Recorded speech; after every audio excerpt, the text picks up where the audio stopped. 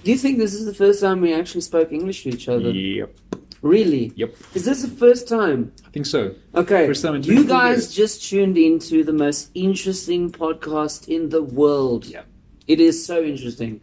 So not only have you guys captured a moment of me and this guy, which I will introduce now, speaking English to each other for the first time. In 24 years. We know each other for 24 years. Mm-hmm. I would just like to welcome a regular here on the Kyle High Club, even though this is going to be the second time we are doing this podcast. But welcome back, Reino. Thank you. Welcome back. Thank you for coming back onto my podcast. Anytime. So my name is Kyle from the Kyle High Club. I don't know if you guys have noticed. Slogan might have given it Yeah, away. I don't know. You know, I need a catchphrase. Ooh. Okay. I'm not. We're not. Let's not go let's into not. that. Let's not go Spitball into off that. air. Yeah. So the reason I got you in today is for a specific reason this time. Is you literally know me for 24 years. Have, yeah. We met each other in grade 1. Yep. And Try to calculate how old we are. yeah. Maths, we did that. Yes, we did. So we met each other on a pole. Do you know this? Around a pole. Yeah, we were swinging around Around the a pole, pole, and yep. we instantly became friends. At school. At Yeah. school, Yes, yes. that We didn't. We didn't in grade 1. A random pole in the middle of the road, like, oh, I want to swing around this pole. Oh, me too. Hey, nice to meet you. Hey, don't you go to that school? All the kids that go to that school swing around poles. Yeah, This is that's what we they do. It's a pole swinging school. We should stop this.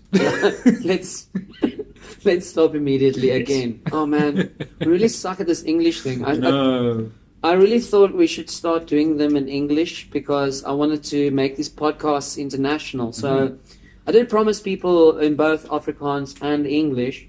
Well, there you go. So here we are. So what I'm gonna want to boil at right now is, all right, you know me, I know you. Yeah. Semi. I don't know what you do when I don't see you. That's- Basically the same person. Nothing really to hide. Open book. Yeah, oh really? Mhm. Open book. Yep. What page? I don't know how many That's pages the thing, there are, because a lot of people say they're open books, Mhm. but they only show you certain pages. Okay, cool. So turn to page 324. Thank you, Professor Movie reference. Snape. Thank you. Hey, woo! Nicely done. Do Harry Potter fans call themselves potheads? Don't know. What do they call themselves? I don't know. Either maybe. I think they go by the houses. So Slytherin, Oh, I'm a Gryffindor, Hufflepuff or Hufflepuff. There you go. I don't know what's the other one. I don't, Hufflepuff, Raven. Gryffindor. No, wait, I Did you said- forget No, I Gryffindor? didn't I say- I don't know. No, it's Gryffindor, Uh-huh. Ravenclaw, Ravenclaw. That's the one. Yeah. Hufflepuff, and Slytherin. Slytherin. Slytherin. That's it. Slytherin. Okay, so we know each other for quite a long time, and I stumbled upon this realization the other day where I was doing something, a mannerism, Mhm. and I was thinking to myself, I always do that. Mhm. It's something I've done since I was a kid, and I don't know where it came from. What was that, by the way? I was sitting there and I said, "Oh, the evening is an embryo," Oh, right. Okay, yeah. and Frequent occurrence. yeah. On my previous podcast, I said it to my friend Devan, right? And then the other day when I went home, because he brought it to my attention that I always used to say that. Mm-hmm. And then when I went home, I've got a thing where I always try to find different ways to put on my clothes. Okay. Hear me out. How many different ways are there? No. Just hear me out. So I try to make my mornings interesting. I try to follow a routine, but also not, Fair enough. to keep things spicy. Mhm. And To sometimes I you, would put on my socks and my underpants on first, Okay. then my shirts, and then my pants. Right. And then other days I would put on my socks, pants, shoes, Mm-hmm. then my shirt. Cool. So, and I've always done that. I wanted to know why.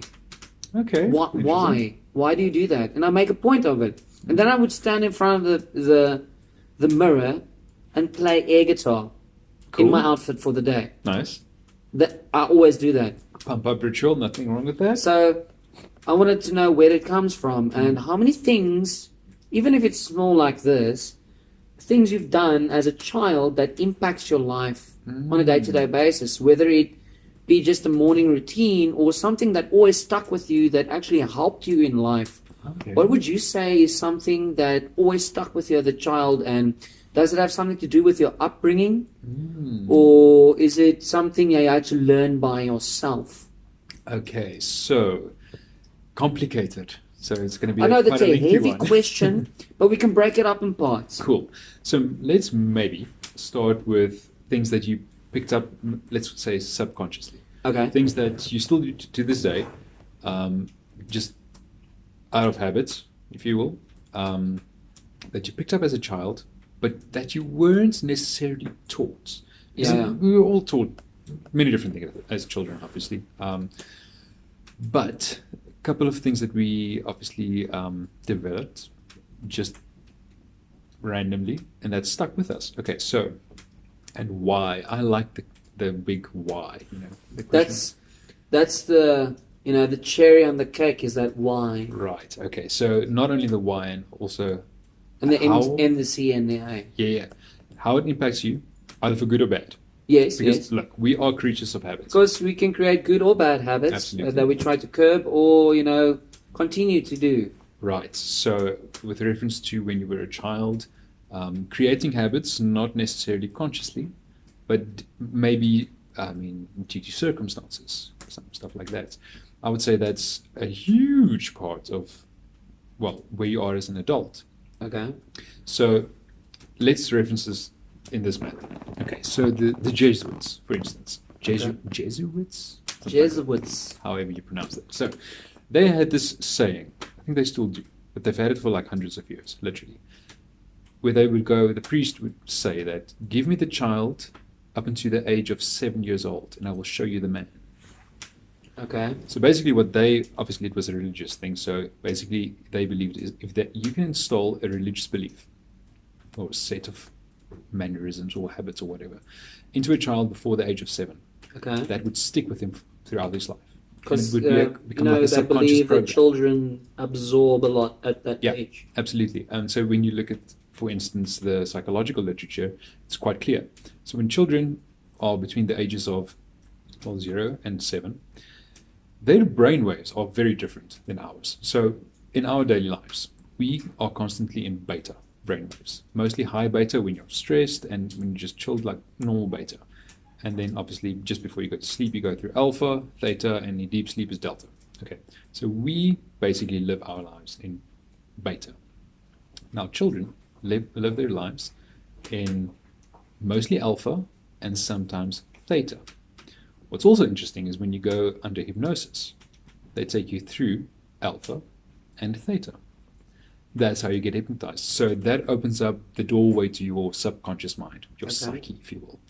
Now, children are constantly in that state from 0 to 7 years old. So The they sense of wonder. wonder. So when you are in alpha or theta, highly imaginative. So imagination has no bounds whatsoever. Which is why children can sit around an empty table, empty chairs with mud cakes, and it's a proper tea party to them. They live that experience as an Yes. actual tea party, right? Yeah. So they have very strong imagination, and that's why, because they are functioning in alpha and theta, mostly alpha. So, but you could also argue then that they are in a constant, perpetual state of hypnosis. Ah, okay. So I like where you're going with this. Yeah, so anything that they experience, anything that they get taught in that state goes directly into the subconscious mind. Yes. And also the literature shows us that in our daily lives, 5% of our conscious thought is conscious. 95% of our thoughts and behaviors are subconscious. So you're not aware of them. It's kind of like all of these years you've been programming yourself to be on inverted commas on autopilot. Right. That's exactly what it is. So the brain is lazy by nature, and it likes this is why you form habits, because the brain doesn't like to overwork itself. Yeah. So 95% of it is just habitual way of living, if you will. Yeah. So that's it. So then children, that's where you start your development in a perpetual state of hypnosis, Yeah. absorbing absolutely everything in your surrounding. And then that forms you as a person. Now, what little thing, mannerisms, let's say mannerisms, from a child has stuck with you through all of the years? Something small, maybe like brushing your teeth, using the same hand, following the same patterns over and over again without thinking about it. You brush your teeth exactly the same way every single day without thinking about it. Starting in the same, let's say, right-hand corner, upper right-hand corner, and working your way around your mouth exactly the same way. This is like this for most of us. Okay. It's one habit.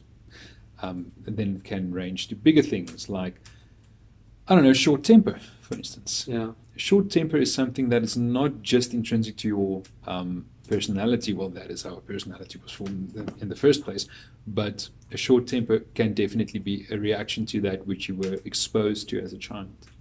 How many things of your childhood, and I'm saying the word things because it can be anything, Right. from a memory of someone else or a memory of yourself, has influenced your lifestyle today? Oh, I would say, Whether it be advancing yourself in life or just, right. Motivating or inspiring yourself to achieve certain things.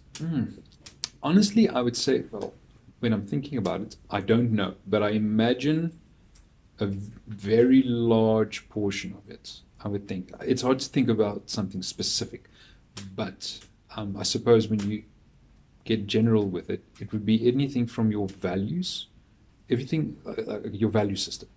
Okay. That is definitely something that you've. So would you say, put together. okay, there's values. Okay, so let's focus on that quickly. Right. So a lot of your values are taught from your parents. Right. Presumably. Presumably. Or you know, a lot of people are raised by the TV. True. Literally. Yep. I emulated a lot from the TV Right. because it was my little emotional escape. It was very, very easy to go switch on the TV if you don't want to deal with reality or anything like For that. me, it was music. Exactly, same here. And TV was, when I was a small little child, it was easy to see pictures and comprehend pictures. And the older you get, the more you find value in things like music. Right. So your values, how many percentage, if you had to put it in a percentage, was stuck with you from parents, and how many did you learn yourself through trial and error? 90% through upbringing, I would say. Okay. Honestly, I think because that is your perception. 90% parents. Yeah. Well, Okay. parents, upbringing, just childhood memory and experiences. So yeah, absolutely, because your value structure, what you deem to be right and wrong, is directly correlated with that. And it's quite a strong thing because, I mean, you won't, as a child growing up and even in your teen years straight through to adulthood, you wouldn't necessarily engage in something that I quote unquote know morally to be wrong, right? Yeah. It's very unlikely. Or you might engage in it and feel guilty. Why do you feel guilty? Because there's something deep inside of you that's just kicking against But also it. your values and your morals aren't like a semester or a year. Like, this is your moral year, Yes.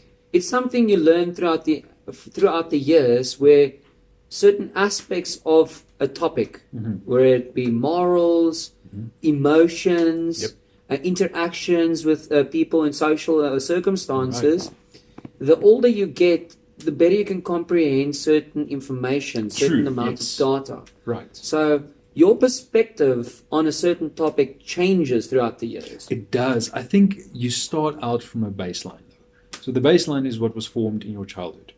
And then you kind of add on to that. Your foundation. Your foundation. I don't think you completely obliterate everything that you've learned as a child.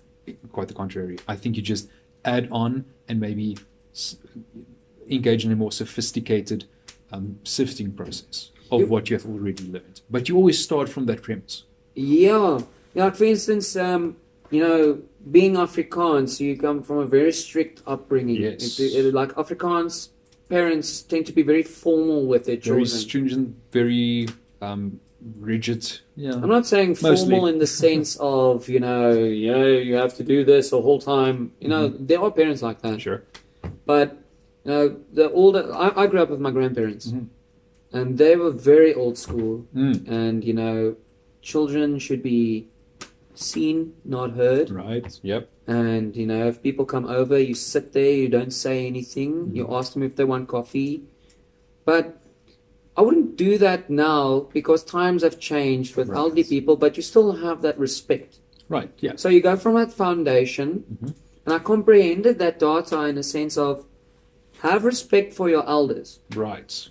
but you don't have to necessarily have respect to someone who doesn't have respect for themselves. See, that is where it gets interesting. That is where compounded experience starts to kind of morph that belief. Yeah. So it doesn't take away the whole belief that you should have respect for an elder. That's still there intrinsically. But the older you now- get, the more you can choose for yourself. Right. And you, obviously based on life experiences, let's say that you maybe learn that, look, not everyone deserves respect, or respect is not demanded, it's earned.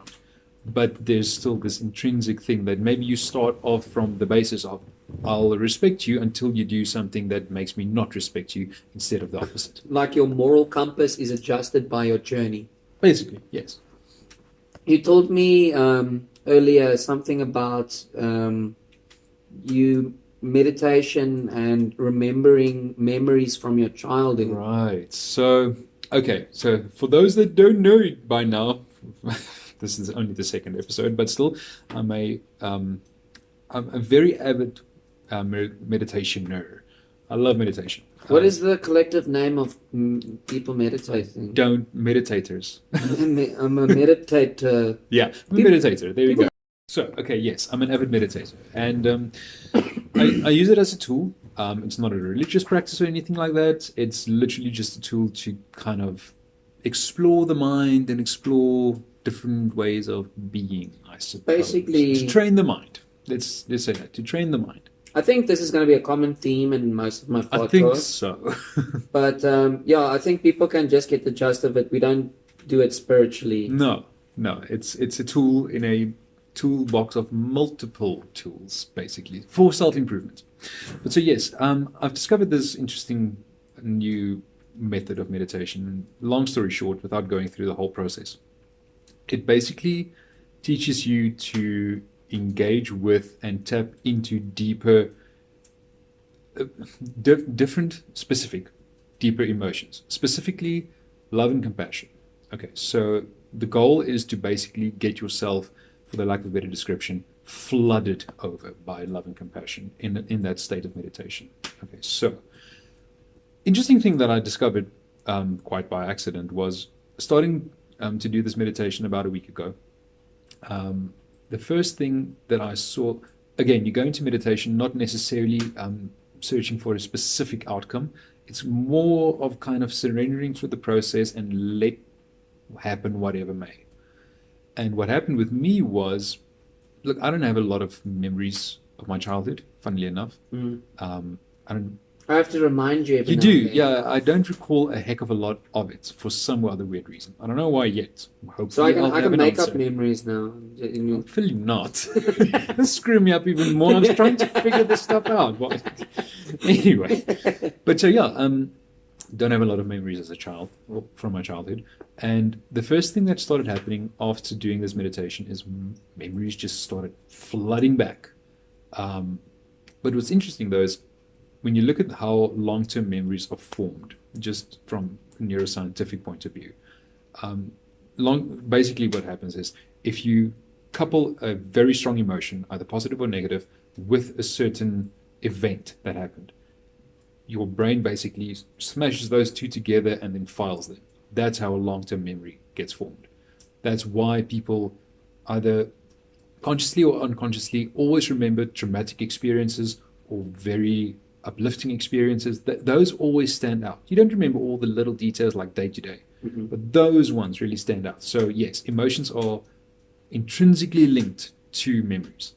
And I think what happened with me was when I started getting in touch with a deeper level of these specific emotions, very specific memories started flooding back, all positive. So all of your memories, those long-term memories, were like in a purgatory, basically, because you couldn't access them on demand. No, exactly, like the deep pit of the subconscious. But why would you say? What do you think caused them to be hidden like that? Don't know. That's something I'm still kind of not struggling with, but I'm very intrigued by it because again, just looking at psychological literature, it can be one of many different things. Anything from a traumatic experience, which you don't remember, like when you block out certain memories, your brain blocks out certain memories in order to preserve your sanity, basically. So it's kind of like a self-defense mechanism. Yes, 100%. So it can be something like that. I don't recall anything like that, but then again, I wouldn't. But I'm hoping to one day figure that out. If there was something that happened, or if it was just, I don't know, me not caring and it just kind of fades away into the background. I don't know. It can be any one of those. So you say the most of the memories that came back were positive? Positive, yes, because they were linked obviously with the positive emotions which I was engaged with. And what are you going to do with these? Or are you just going to, hey, this is cool? Or did you learn from some of them? So in the beginning it was kind of just a question of, or a case of, well, this is kind of cool. I don't know what's happening, but I kind of like it. I remember now. Yeah, like this is quite novel. But then it got me thinking. So a lot of these memories were quite specific. People, situations, stuff like that, but very specific. And thinking about these emotions or these memories as a whole did kind of get me thinking along the lines of this definitely did have an impact on me as a person to this day. Even though I didn't remember them until like a week ago, I could see how they would have aided or contributed to my forming as a person. So that I found very interesting. So that's something that I definitely want to explore a bit more. Okay. Because I was thinking about that exact thing the other day. Because I'm a very nostalgic person. Right. And I like to bottle certain phases of my life and use that as inspiration to achieve different goals in my life. Right. So I would see, for instance, I used to do karate. Right. And I still have the medals. And sometimes I look at the medals and reminisce, and like, that was fun. Good days. Yeah, good times. Good old times. Haha, my nose used to bleed all the time. Right. You came with a couple of those tournaments. Those I actually do remember. And, very vividly. But I was thinking to myself, okay, here I was, one of the youngest black belts in that type of karate at that time. I remember that as well. Which is quite an achievement. Yeah. Which I kind of blew off. You know, like, okay, that's cool, whatever. It never was a big deal to you, honestly. No. It was just like, I'm the smallest one in the group, but yeah. Like, whatever, man. Yeah, don't hit me too hard.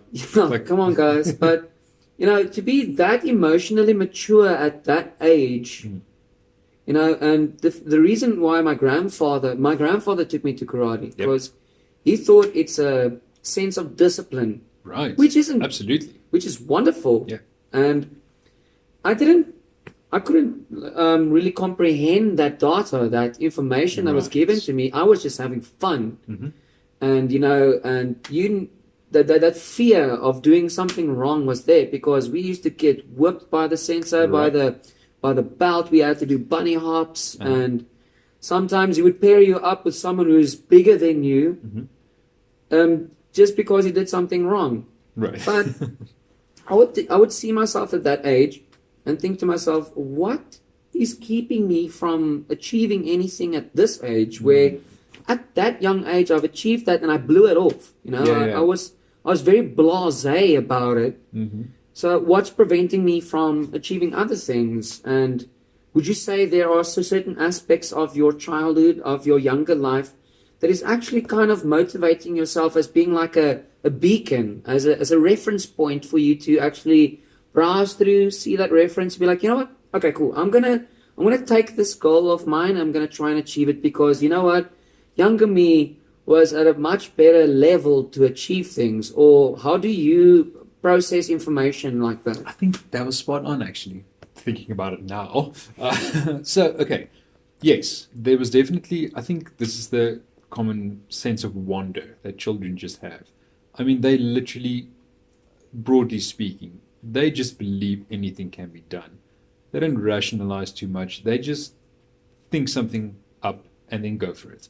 There's no, I mean, you could argue that there's no logical thought behind it. It's just a fantasy or whatnot. But, I mean, if you don't know you can't do something and then you just stumble along and then, hey, it gets done by accident. Yeah. There's some utility to that, I think. I don't know, what's the movie? Forrest Gump or something. That guy was completely oblivious to everything that happened around him, but yet he succeeded.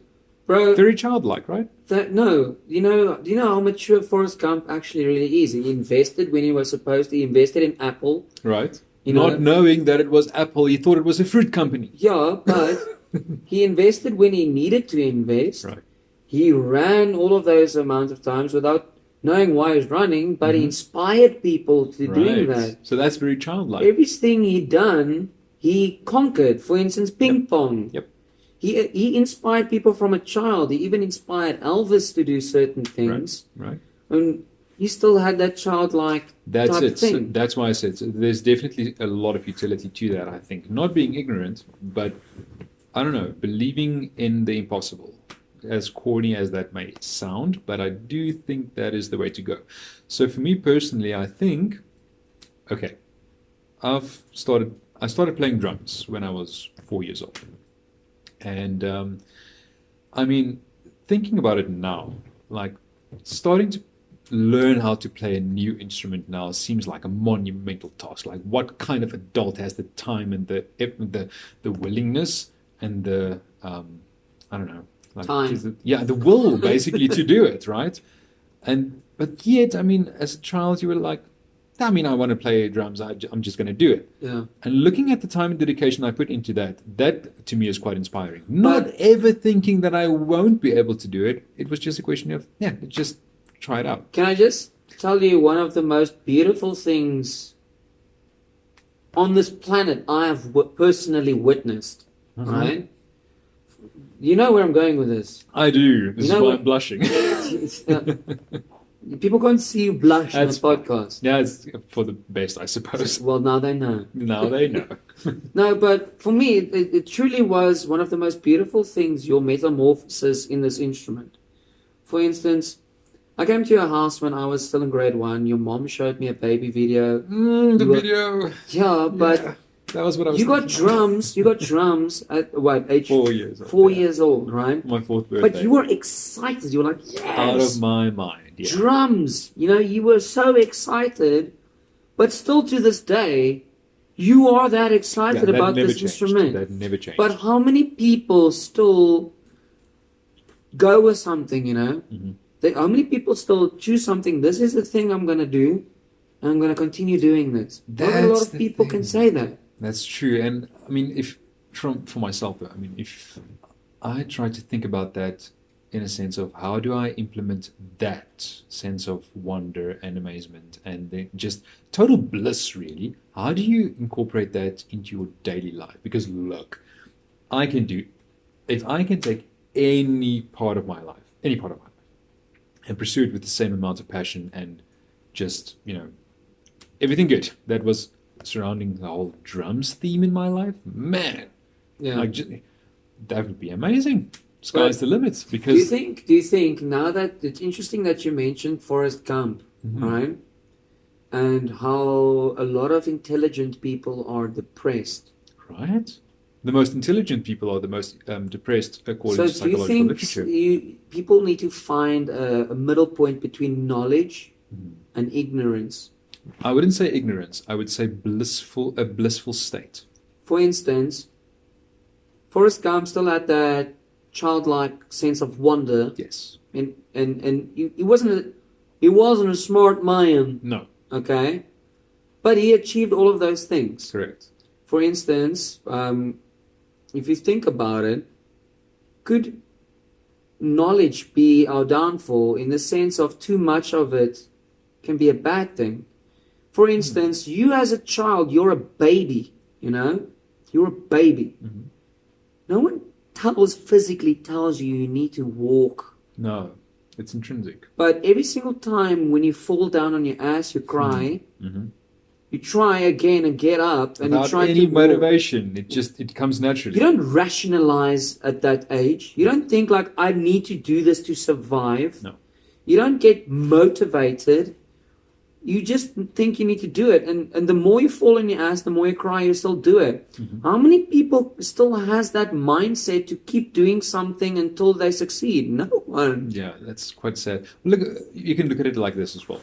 So the child obviously sees its parents walking around on 2 feet. Mm-hmm. So that might be the inspiration. But no one ever told the child that you can't do it. He just believes that he can because he sees other people doing it, so he doesn't question it, he just goes for it. But with knowledge, let's say with knowledge and the child has got rationality, Mm-hmm. if the child has got rationality and think, you know what, maybe walking is not for me. Right. That's where it gets a bit dicey. And I think that's what we as people do a lot of times. Referring back to the beginning of this conversation, things that happen to you as a child that kind of warp or influences your belief system, your way of thinking. So, for instance, let's say you had a traumatic experience as a child, right? I don't know. Okay, so athletics in school, for instance, you were always the slow We never kid. did it. How did we? Oh, I did. When forced. I I never liked it. know. There were somehow you. I know you had a letter. Okay. Yeah. I didn't. No. You got out of it as well? No. My friend's got a letter. Like, I don't know. I'm like, yeah, but who's gonna keep Reino company? Yeah, exactly. I mean, come on now. Be civil about this. No, but okay, so back to the example though. So let's say, for instance, you ran, I don't know, however long those races were. But you were the slow kid, right? You just lost all the time. And maybe, let's say that was so traumatic to you that discouraged you from doing any form of exercise as an adult. Very possible. Sounds far-fetched, but very possible. But that's like subconscious. It is. Exactly. It's a subconscious manifestation where a certain event, it can be a teacher yelling at you, Right. or it can be you fell so hard that day that all of your air was out of your lungs and you couldn't Right. breathe. And that can subconsciously stick with you without you knowing it. So situation coupled with a strong emotion, long-term memory, and even though those memories do get suppressed, I mean, it kind of fades into the background in your subconscious mind, it's still there. And it controls, according to the literature, 95% of your daily life.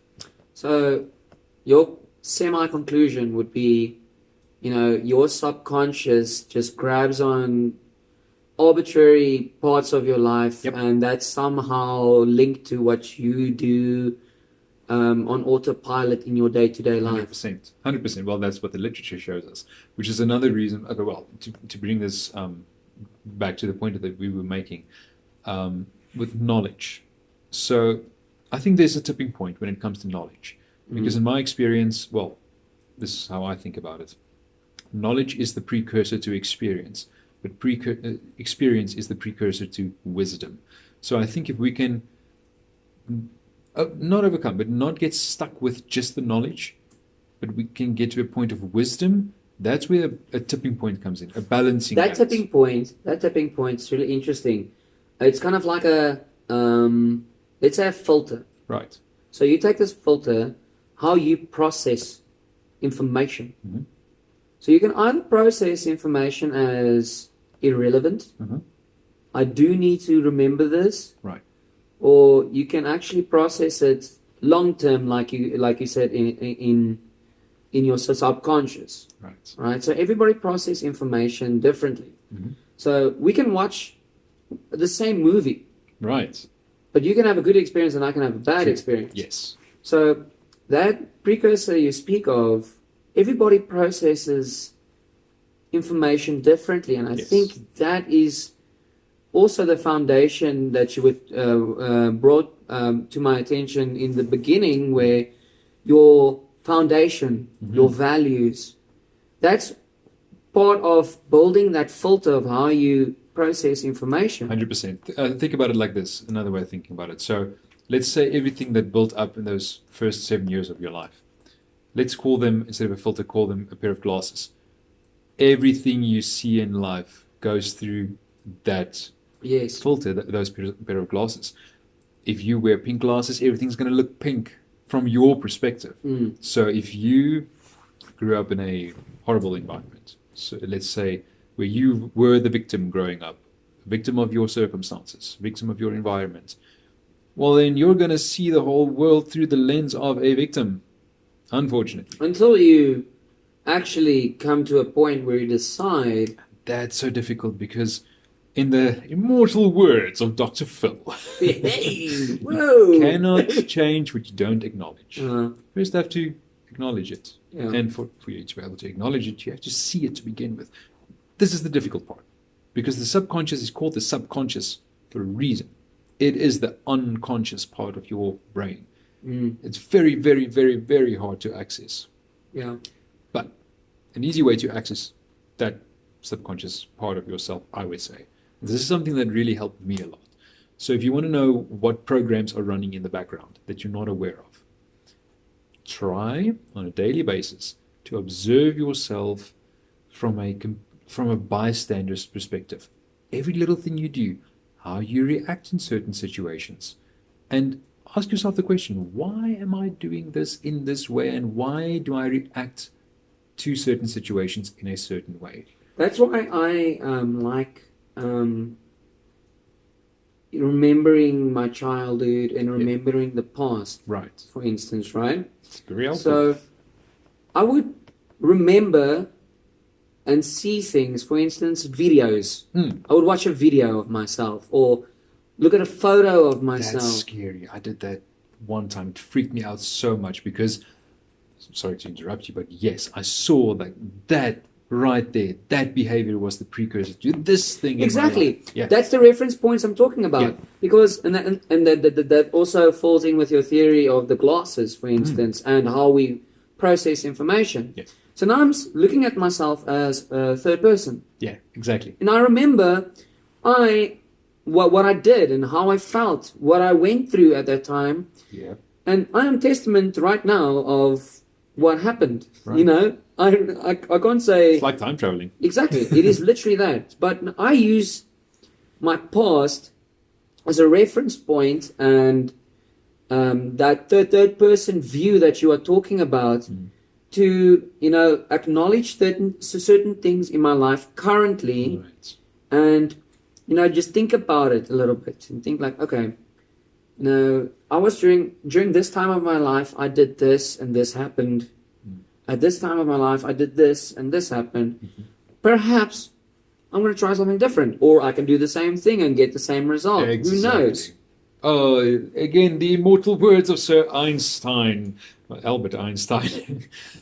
Doing Was the he same. knighted? I don't know. No, Why it did wasn't. you call him sir? Because I wanted to. He deserves the respect of a sir. I don't quote us on this, but was he knighted? No, I don't think so. I don't know. Okay. But anyway, besides the Queen has point. always been alive, guys. Yes, obviously. dies. She never dies. So, in the immortal words of Einstein, doing the same thing over and over again, expecting a different result, is the definition of insanity. Yeah. Don't be insane. Try to see the patterns in your life. Try to, identify them, and then ask yourself the question, am I liking the outcomes of this specific set of habits or patterns? If yes, don't change a thing. If no, try something different.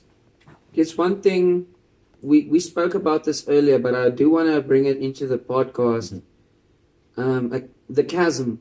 Oh, the chasm. The chasm. So what we do is it's like a chasm, what we talk about, it's a giant grey line, like Yes. a kilometer wide grey line. The Grand Canyon. The Grand Canyon of grey areas, Yes. right? So there is a fine line between childlike. I'm very childlike. Yes, I would say so. I would hope me too. I would call it Peter Pan syndrome. Oh, okay. We can have a long talk about that. But Right. Okay. And childish. yes, yes.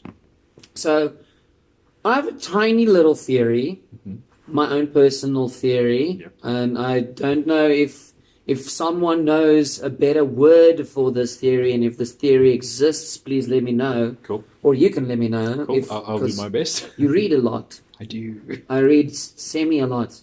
I like reading. Anyway, so a lot of people struggle to let go of the past, Right. which makes them very childish in the sense Yes. of, I'm not going to I'm going to try not to stereotype and try and, choose my words very carefully, Right. because I might tread on some very thin ice in certain circumstances. Right. But there are some people who tend to hold on to the past and remember the good times, Good and old just days. live in the past, They still listen to the same music, Right. They still talk about how cool they were and how great that was and how great that was.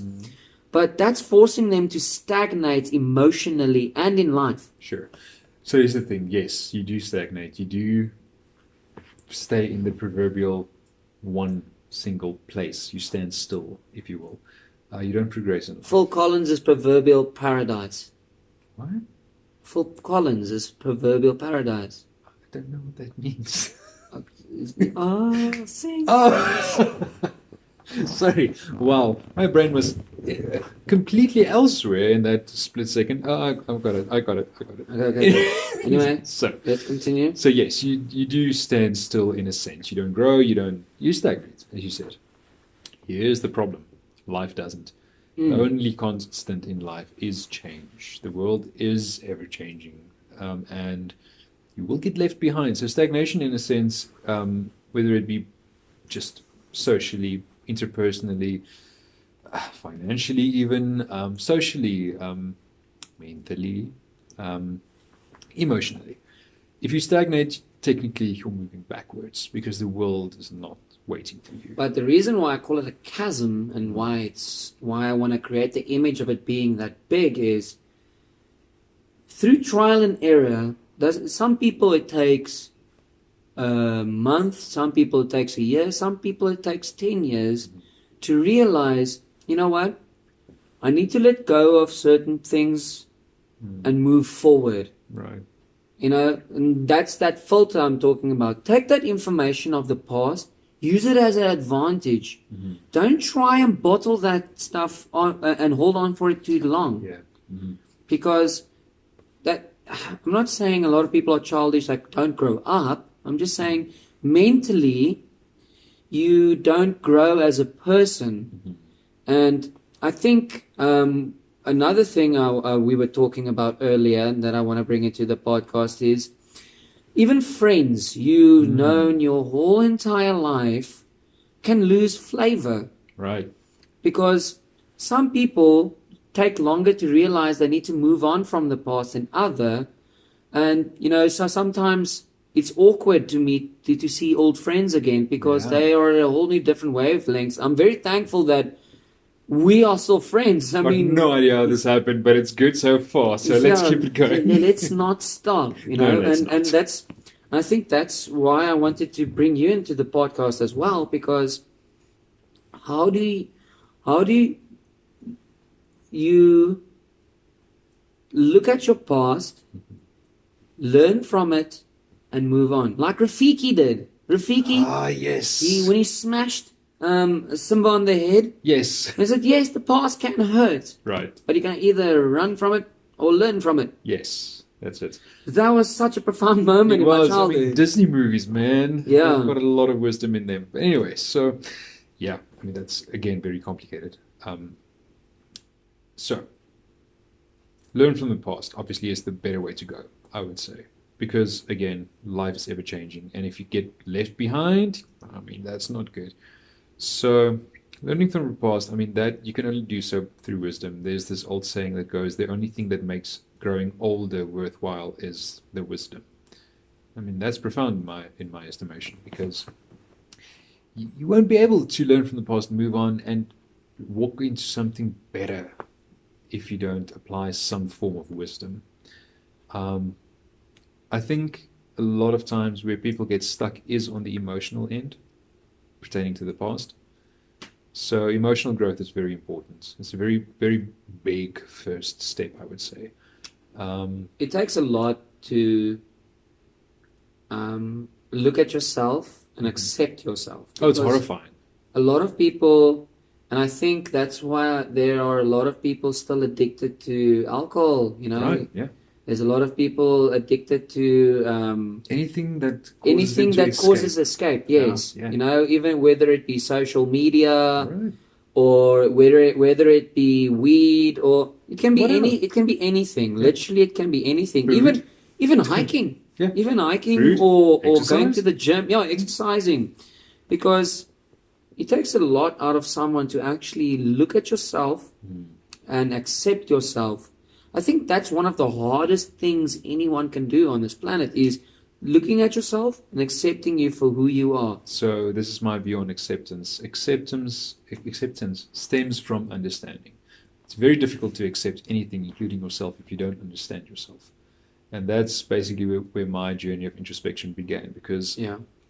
it's difficult to accept yourself, especially given that you don't always see yourself in such a positive light. You look at situations and things around you in your life, and you're like, this isn't all that great. I'm such a failure, and what. But I mean, something contributed to that end result. If you don't understand yourself, if you don't understand why you have ended up where you are, it's going to be very difficult to understand, and then obviously ultimately to accept. So That's understanding also- comes first, I think. So that brings me to, that old proverb, a man never steps in the same river twice. Right. So that's Maybe got you that's got two phases, right? Yeah. Because it's got that acceptance and understanding in it. For Right. instance, the man never walks in the same river twice. The man accepts that the river is ever flowing. Right.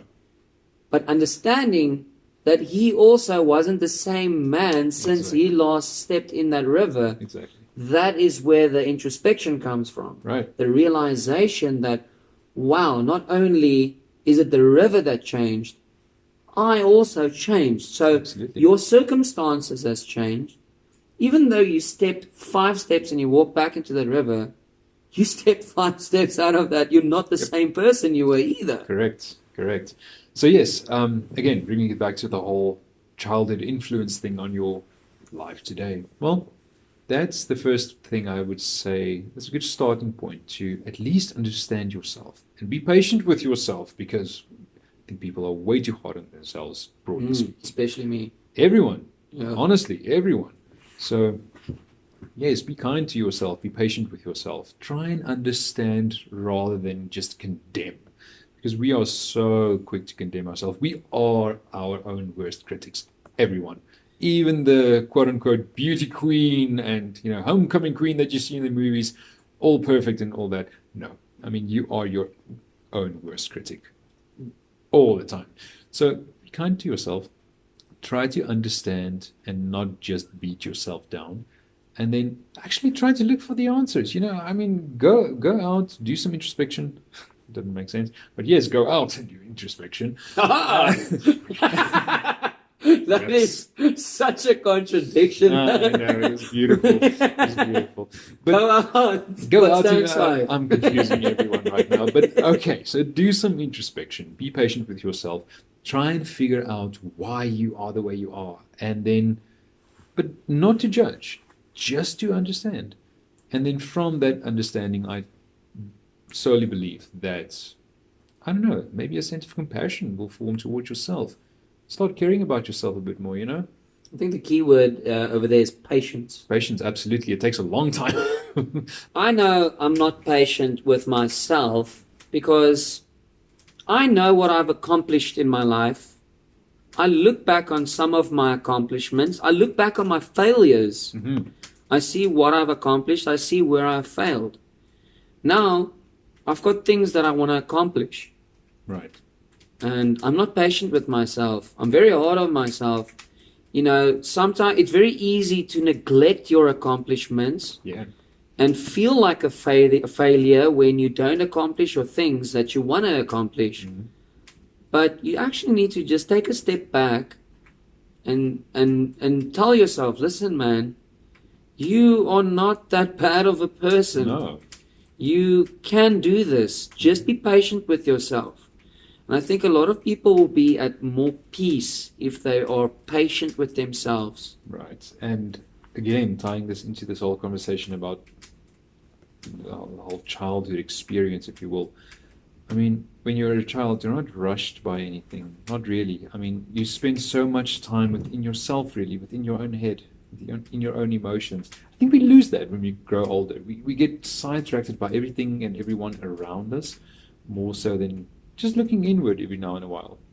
And every time we do, we tend to beat ourselves up. I mean, that's not helpful. I'm getting a giant brain fart now. Brilliant. Do share. You know, when people say get in touch with your inner child. I mean, it's true. Yeah. And wow. The reason, obviously, why would you do that? Not just to coddle the poor child and, oh, he was such a good child and but such a horrible person. No, I mean, it's trying to get to know yourself as a person from the beginning. Yeah. And trying to figure out why you ended up where you are. I mean, if you ended up in a good place, then that's great. I have not met anyone without their fair share of issues, myself included. So getting to know yourself as a child again, trying to at least view the journey from an objective perspective. See what happened. Why did certain things happen? Can you go back in the past and change what happened? No. But then again, you don't have to because you have more wisdom now. You have more knowledge now. You can go into the past and change your current circumstances. Yes, you can change who you are, and that will ultimately influence the outcome of your future. Music is my time capsule. Same. And I would listen to certain types of music, or certain songs would come up, and I would remember a time I would listen to it, or I would remember a situation. Yes. I used to enjoy that song. Or an emotion. Just an emotion, not without any form of reference to what happened, but just the emotion. Yes. Or like certain smells would trigger certain emotions. And of course, a lot of people would, if I listened to a song and I would get happy, and people like, what? How could this song make you happy? Yeah. But it triggers that little tiny spark of a moment that you experienced, and that song made you happy, or that song made you sad. But that song can make that small little spark of a memory so vivid. So true, and people really should pay more attention to that. Honestly, whatever you can do to get back in touch with whatever is hiding in that subconscious mind of yours, you should. This is how you get to know yourself better. It's how you get to understand yourself better. And I mean, emotion kind of is the way to go. Again, just looking at the literature, emotion is what connects you to that past self that's buried deep down in your subconscious. And you need to reconnect with that. You need to get in touch with that. Form a new relationship with that person. I don't know why, but for some other reason, I mean, I kind of do know why, just for myself, but people tend to want to bury the past.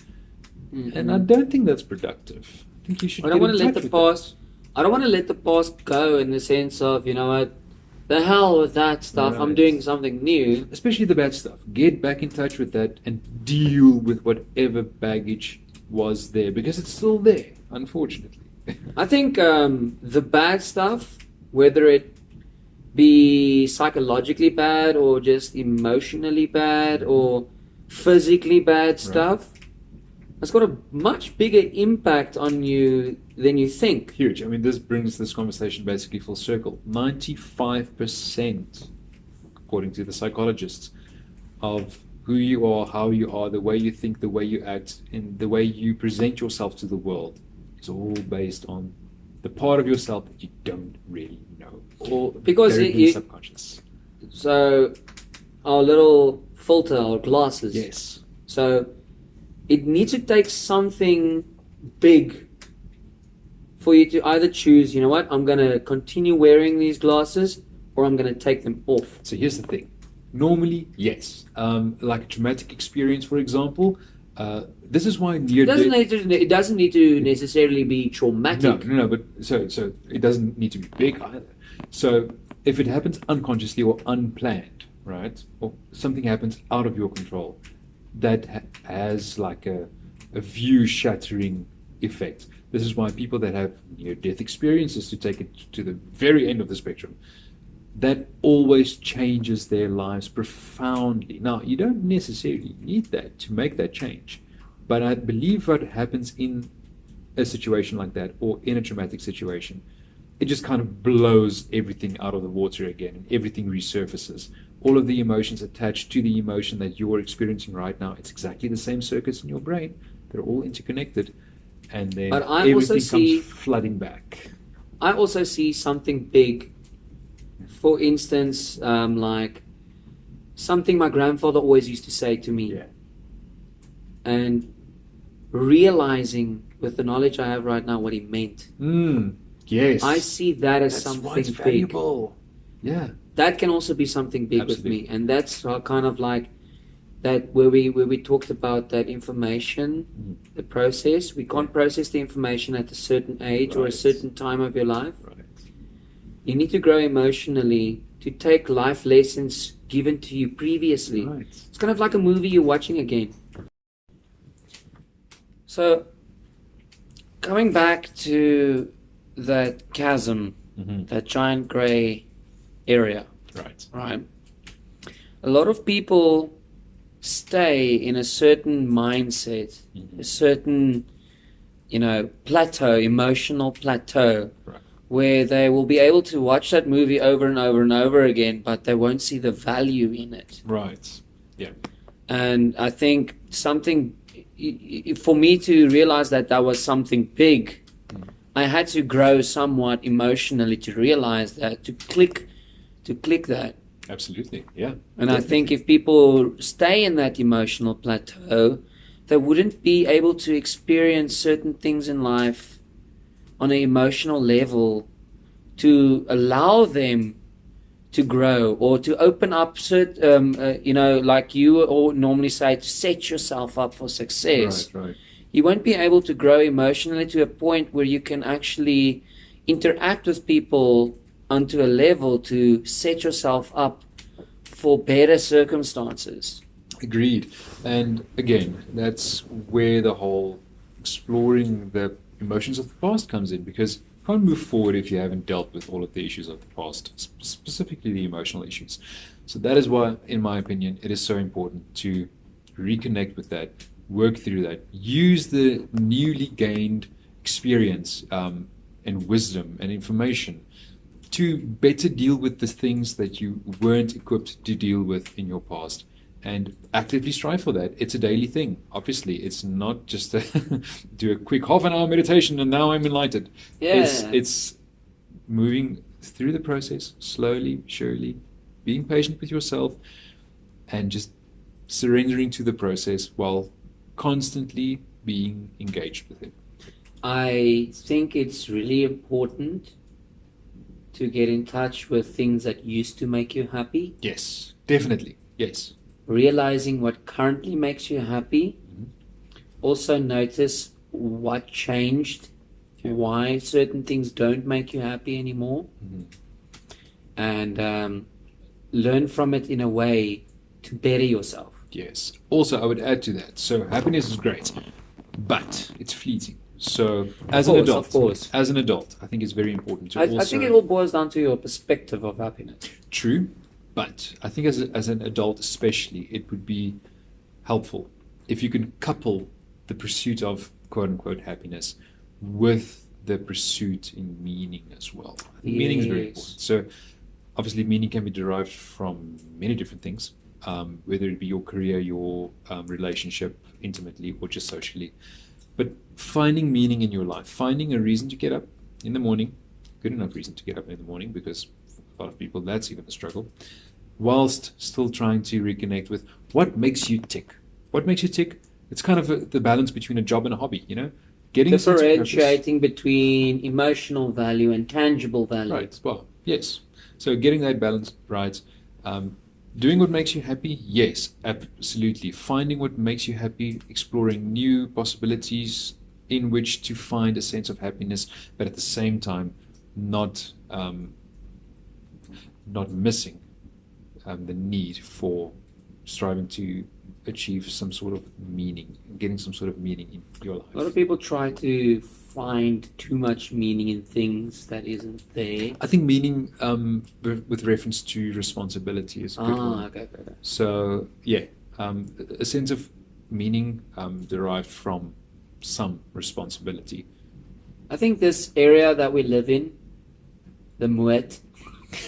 The Moet, yeah. Yeah, this area of Pretoria that we live in, it's always been very dear to my heart. Same. I'm very patriotic about it. Yes. Very patriotic about it. And the reason for that is not, there's a lot of culture that comes with this area, which I'm not going to get into Interesting. right now. But I normally would drive through here and I would think this is the most beautiful place in the world. It's got a certain type of magic to it, yes. Everybody's hometown will have magic to them. Sure. In the sense of, I've been all over the world. I've been on islands. I've been at sea. I've been in different countries. I've seen different cultures, and I've been all around South Africa as well. But when you go to your hometown and you drive and you see where you grew up, things you did at certain little places, it's a visual reference point to normally what you would think about in your mind. Right. You actually got a visual reference point. Like, for instance, if I drive past the McDonald's, I remember there were the odds and ends shop. Oh, yeah. And then I would walk here in your house, and then I would see that little envelope opener I got you. Oh, yeah, I still have that. Yeah, and I got that at odds and ends. Yeah. And, it's good memories, and it's good to think about where you were and what you did at certain points in your life, and how you've grown. Physical revisiting of the past. Yeah, it's like a physical embodiment of what you sometimes think about. Right, exactly. Yes, that exactly, yes. So, if you could sum up our friendship. Yes, okay. So, I'm nearing the end of this podcast. Cool. But if you could sum up our friendship through all of these years, what would you say, was one of the most prominent things that kept our friendship alive? Because we've discussed a lot of things. I mean, we've discussed a lot of elements in a person's emotional journey, physical, and all of those things. And there's not a lot of people in my life that I have known for 24 years. Same. That's not family. Yeah. That's not family. But, that's a lot of factors that can change friendships and can change people's lives. And what would you say was the most prominent thing that kept our friendship alive? Man, wow. Kind of have to think deep on this one. I think the first thing that comes to mind is both not the fear of change, but embracing the change both in yourself and the other. Constantly. Yes. Constantly. Yeah. Because I think people grow apart when either they resist a change in someone else. You've changed. Yeah, exactly. We're supposed to grow and develop.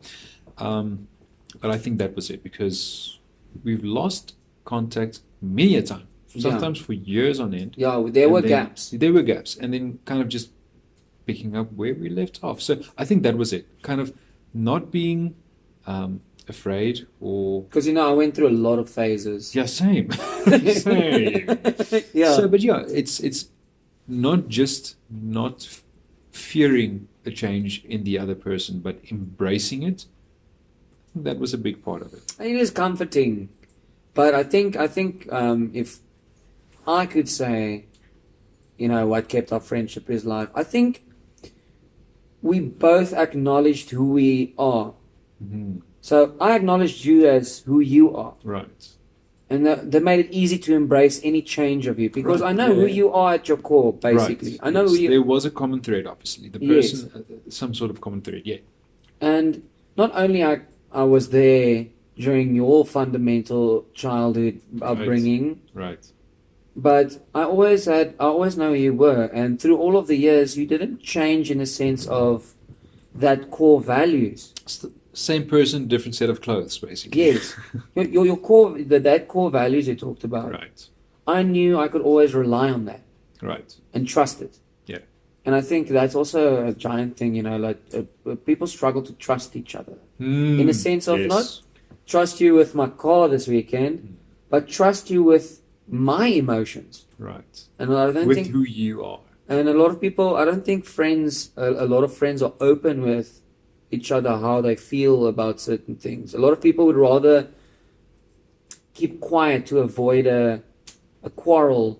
Especially guys, to be honest with you. Like, especially guys. I think You're no Yeah. homo. You're right, exactly. So, I mean, something to be worked on, I think. But, yeah, I mean, it does have a lot of value. I think just to finish this up, I think a lot of people just need to be patient, Mhm. learn from the past, Mhm. and let go of what doesn't bring you any value in your life. Right. And Whether it be emotional, physical, whatever value it might be that you connect value to. But if it doesn't bring you any value, you must learn to let go. It doesn't matter, because a lot of people have no friends for 20 odd years, Right. but they don't bring any emotional value to them. They just struggle to let go of those people because Right. I know them for 20 years. Yeah, stuck in a rut, basically. But sometimes you need to let those people go in order to move on. Absolutely. So here's a good starting point. Get to know yourself a bit better. If you take some time, make a conscious effort to get to know yourself better. Determine what your, let's call them, highest values are. What it is about yourself and what you believe in that you really cherish and that you hold dear. Once you get to know yourself, set those values in order and decide to live your life by those values. Change what needs to be changed. Add some new ones if need be, but stay true to who you are. And that's kind of fixing the past, if you will. That's kind of addressing the past. They're very much summed up. But then I would add to that, don't be afraid to embrace the unknown for the future. We tend to want to control every single outcome that the future might hold. But look, you can only judge the future by what you've suffered in the past. And again, if you do the same thing over and over again, expecting a different result, if you're going to be following the same methodology, the same recipe that you have been following in the past, the future is not looking any different. So get a sense of peace within yourself and then embrace the unknown of the future. Because look, if you look back at your life, everything great that happened used to be an unknown. And you surrender to that, just a good place in your life, a good sense of being, I would say. Sticking with your values as far as possible, most likely. And that ended up being an amazing memory now. So do the same thing. Surrender to your highest values that you hold dear now, and then surrender at the same time to the infinite possibilities that the future might bring. Guys, we aren't professors. No. We aren't authors. Nope. We aren't, Experts, basically. experts on anything. Nope. I just want to remind everybody, we're just two guys with emotions and feelings, and and we try to make sense of it in this weird world we live in. Yep.